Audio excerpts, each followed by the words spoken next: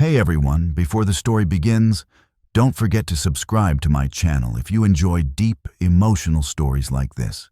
Your support truly keeps it alive. The departure board at Charles de Gaulle flickered like a bad omen. Flight AF 1287 to Lisbon. Cancelled.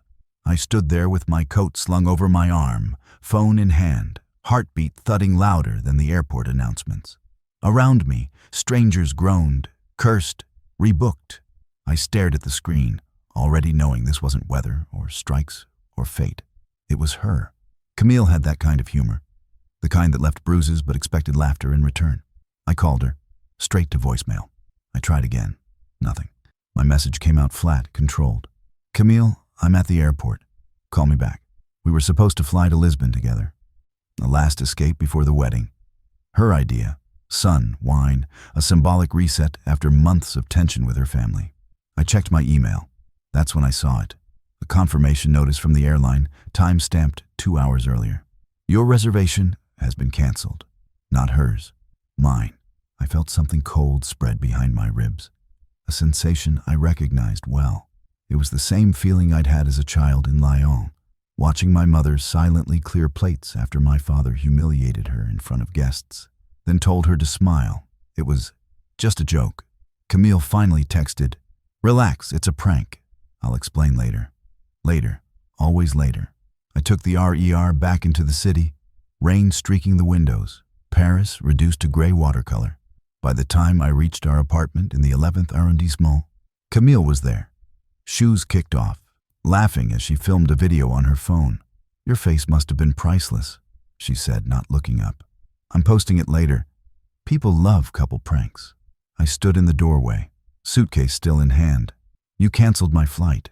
"Yes," she said brightly, "but I didn't think they'd do it so fast. The don't be dramatic." Dramatic. That word had followed me my entire life, wielded like a leash. "You know I have a meeting in Lisbon," I said, "with the investors. You know this mattered." She rolled her eyes. "You're always so serious, Adrian. God, it's like marrying a funeral." Something cracked, not loudly, not all at once. Just a quiet fracture.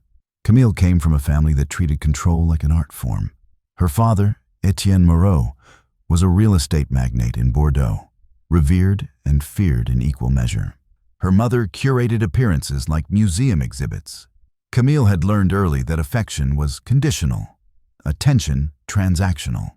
She loved me, I think, in the way someone loves a mirror that flatters them. The wedding had been arranged with military precision. Venue booked at a chateau in the Loire. Guest list vetted. My input tolerated, never welcomed.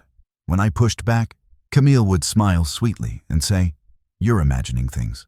That night, while she slept curled confidently on her side of the bed, I lay awake listening to the city breathe. Memories rose uninvited. My father's jokes, my mother's silence, the way men in my family learned to shrink themselves to survive women who confused dominance with love. By dawn, my decision felt less like anger and more like clarity. I didn't confront her, and I didn't raise my voice. I packed a bag and went to my office near Canal Saint-Martin. I canceled meetings. Then I made calls. First, the venue. Calm, polite. Cancellation due to irreconcilable circumstances. Then the caterers. The florist. The string quartet Camille adored. Each confirmation email landed like a measured heartbeat. Then I called Etienne. There was a pause when I told him. Not outrage, calculation. "You realize," he said slowly, "how this will look?" "Yes," I replied. "That's why I'm doing it quietly." He laughed, a low sound. "You think this is revenge?" "No," I said. "This is boundaries." I forwarded documents next. Emails Camille had sent me late at night. Careless, cruel, revealing.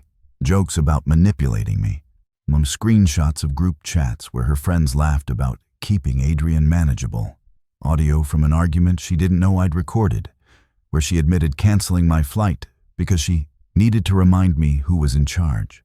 Etienne didn't respond after that. Camille woke to an empty apartment and a calendar full of cancellations.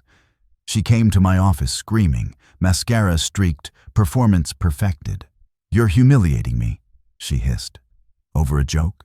I looked at her, really looked. At the girl who'd learned cruelty young and called it charm. At the woman who would never stop testing how much of myself I'd surrender.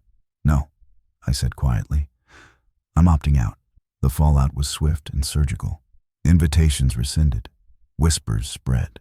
Her family tried to spin it, but money can't erase patterns, and only delay their exposure. Sponsors pulled out of her lifestyle brand. Friends went silent. I moved to Porto 3 months later. The investors still wanted me. The Atlantic there was wild and honest, waves crashing against stone with no pretense of politeness. On my first Christmas alone, rain lashed the Douro, lights reflected in the water like broken stars. I felt lonely, but free. That mattered more. Camille sent one last message that night. You ruined everything. I typed back, then deleted it. Some silences are earned. I stood by the river, breathing salt and cold, and understood something my parents never did. Love that demands humiliation isn't love, and walking away, without warning, can be the bravest revenge of all.